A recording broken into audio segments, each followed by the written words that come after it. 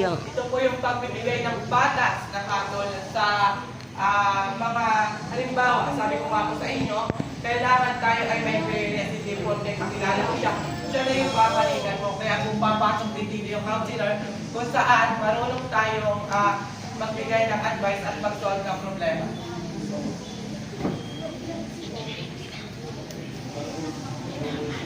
Spokesperson. Miss Marcela. Miss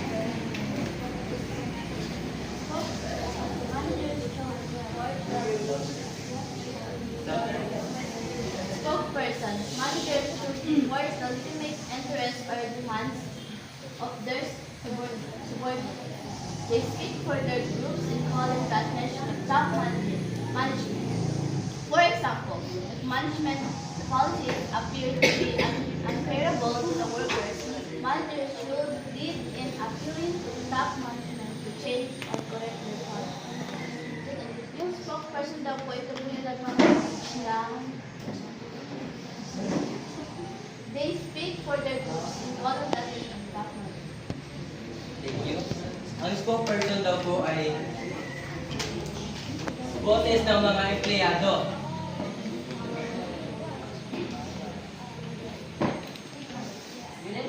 So, for further explanation po, so, spokespersons, managers should report the legitimate interest demands, so, demands of their subordinates. So, minsan po, sabi nga po ni Jan sa kanya report, ni Mr. Toma, na gumagawa ng union ang mga union. Ang sa kumpanya, yung mga workers po doon, naglalagay po sila ng spokesperson para iparating yung kanilang hinaing sa kanilang top management para mabago or yung gusto nilang palitan or makorek yung mga policies na ayaw nila. The following are the executive views given by Peter. This will be reported by Ms. Radio. Isasam ko ulit. Hey, good morning.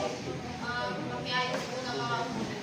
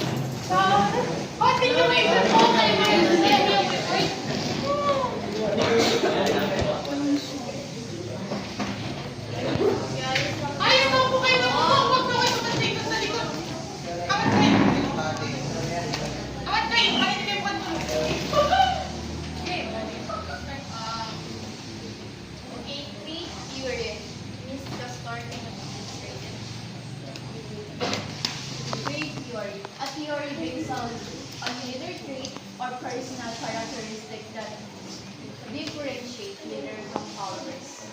The trait theory of leadership evolved from earlier great man theory, which was based on the assumption that leader was born with a sound instinct ability. Trait theories, however, have contrasting assumptions that leadership traits were not important. The good leader learned through experience and knowledge gained through studies. Traits like intelligence, self-confidence, assertive high energy, and activity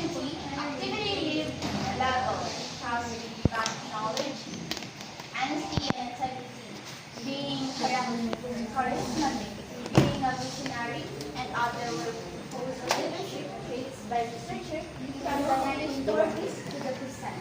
So, ang trait theory daw ay ito yung based sa pag-behavior ng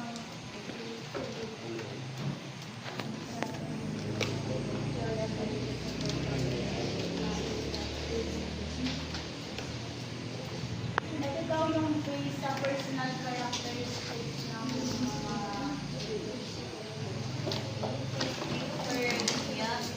trait theory. By the word itself, a theory based on leader traits or personal characteristics. Ito po is nakatuon sa katangian, personalidad ng isang leader na naiba sa kanyang mga tagasunod. Ang ilang halimbawa po ng katangian nito is katalinuhan, tiwala sa sarili, pagiging masigla, kaalaman sa gawain, integridad, karisma, at pagiging visionary. So, for additional information lang po. So, leadership evolved from earlier great man theory, which was based on the assumption that leaders were born with some innate ability to lead. So, niniwala po doon sa theory na yun na ang tao daw po ay pinanganak na meron ng kakayahan o kapasidad na mag-lead.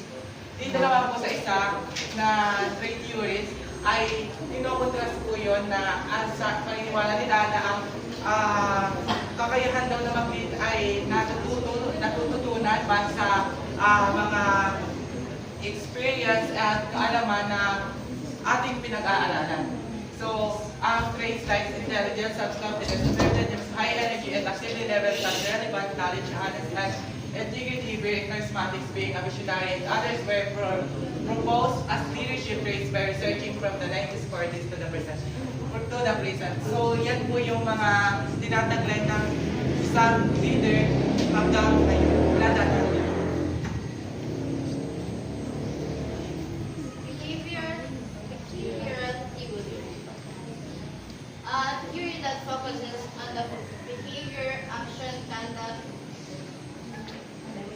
demeanor, or deportment of a leader instead of his or her personality traits. Studies on this theory began during the Second World War, or in the early 1940s, because of the belief that the leader's behavioral affects work group effectiveness.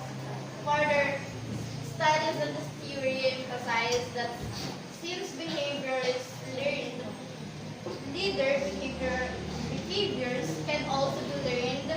In short, leaders are made, not born. So, ang behavioral theory po is nakatuon sa kilos, asal at pag-uugali ng isang leader. Halimbawa po nito is kung magaling siya mag-lead, kung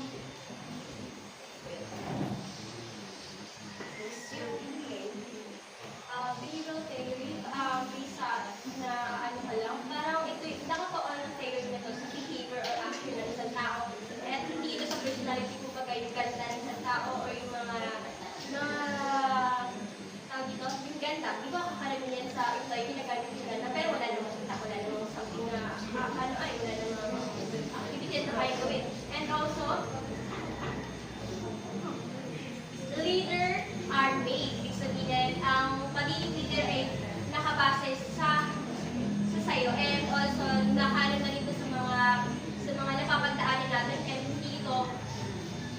for kids. Hindi siya talaga pinanganak natin. Thank you. So, behavioral theory, theory that focuses on behavior, action, demeanor, or deportment of a leader instead of his or her personality traits. Sabi nga po ni Abby, ang behavioral theory ay hindi lang nakapokus sa personality ng isang tao, kundi sa kanyang behavior. From the word sir, behavior po na nakapokus. Studies of this theory began during the Second World War on the earliest 1940s because of the belief that the leader's behavior affects work groups effectively. So, naniniwala po ba kayo na ang leader's behavior ay nakaka-apekto sa effectiveness ng isang organisasyon? Oo. So, tama po yun.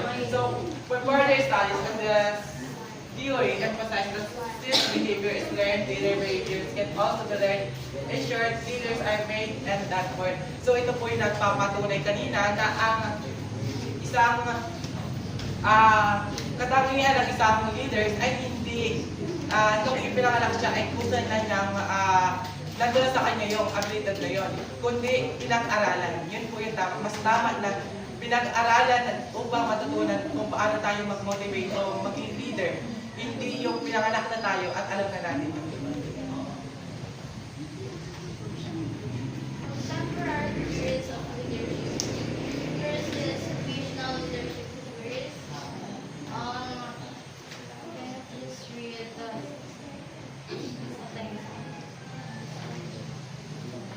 situational leadership theories. Percy and model. This is an approach to leadership developed by Paul Hayes and Kenneth Blanchard. This style of leadership depends on the motivation, ability, and the experience of the subordinates. So, this theory recommends a dynamic and flexible style of leadership. Those who are not motivated and who are not willing to accept responsibility need more support and encouragement. Percy and Blanchard give us 4 stages of subordinate readiness. So, dito po sa situational leadership, hindi daw po na develop leadership ay isang approach na leadership na nagbabase sa motivation, abilidad, at experience ng mga subordinate.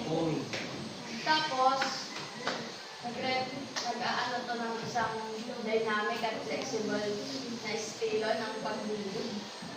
At sinasabi din dito na ang hindi motivated at hindi willing to accept ng responsibilidad ay kailangan ng mas marami pang support at encouragement.